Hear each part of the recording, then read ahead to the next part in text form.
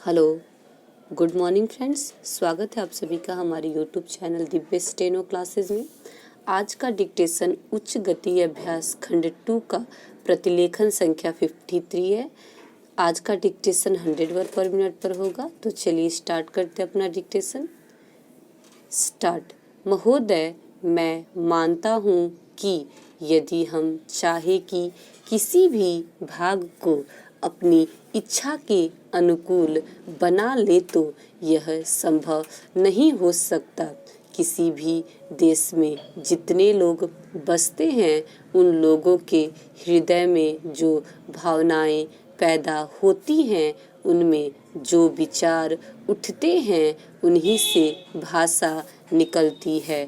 हिंदी कहिए या हिंदुस्तानी, दोनों ही हिंदुस्तान में पैदा हुई, आज भी चल रही है। इसलिए मैं सदा से यह बात कहता आया हूँ कि किसी विदेशी शब्द को अपनी भाषा में न घुसने देने का विचार बिल्कुल गलत है। यदि कोई भी जीती जागती भाषा आगे बढ़ रही है, उन्नति कर रही है, तो उसमें बाहर के शब्द आए बिना रह नहीं सकते। यदि आप अंग्रेजी भाषा के किसी भी शब्दकोश को खोलकर देखें तो उसके अंत में 20 से 25 पृष्ठ परिशिष्ट के जोड़े जाते हैं। उन पृष्ठों में अंग्रेजी भाषा में जो नए नए शब्द आते हैं वे ही दिए जाते हैं। कुछ दिन हुए मुझे चैम्बर्स का एक पुराना शब्दकोश मिल गया। मैंने देखा कि आज का चैम्बर्स शब्दकोश पुराने शब्दकोश से दुगुना मोटा था। पिछले 60 वर्षों में जितने नए शब्द लिए गए वे सब नए शब्दकोश में थे।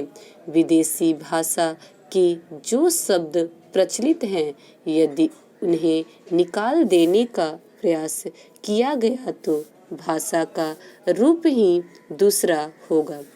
हिंदी वालों का यह प्रयास कि अरबी तथा अंग्रेजी भाषा के शब्द हिंदी में नहीं आने देने चाहिए, उतना ही हानिकारक है जितना उर्दू वालों का यह प्रयास कि उर्दू में केवल अरबी और उर्दू भाषा के ही शब्द रखे जाएं, संस्कृत के नहीं। उसके साथ साथ हमको यह भी मानना होगा कि हिंदुस्तान में जो बहुत सी भाषाएं हैं वे अलग अलग प्रदेशों की अलग अलग भाषाएं हैं। जैसे उत्तर भारत में मराठी, गुजराती, हिंदी, बंगला, उड़िया तथा असमिया और दक्षिण में तमिल, तेलुगु, मलयालम तथा कन्नड़। इन सब भाषाओं में संस्कृत के शब्द बहुत हैं। हिंदी को छोड़कर और किसी भी भाषा में उर्दू के शब्द नहीं मिलेंगे। देश में हिंदी को इस योग्य बनाना है कि लोग उसे सरलता से सीख सके, इसलिए उसमें संस्कृत के शब्द लेने ही पड़ेंगे, उससे बचा नहीं जा सकता। हमारे संविधान में हिंदी की व्याख्या इस प्रकार दी गई है कि हम उसी भाषा को हिंदी मानते हैं जिसके मूल में संस्कृत है। यह कोई नई बात नहीं है कि इसे लोग मानते और समझते हैं।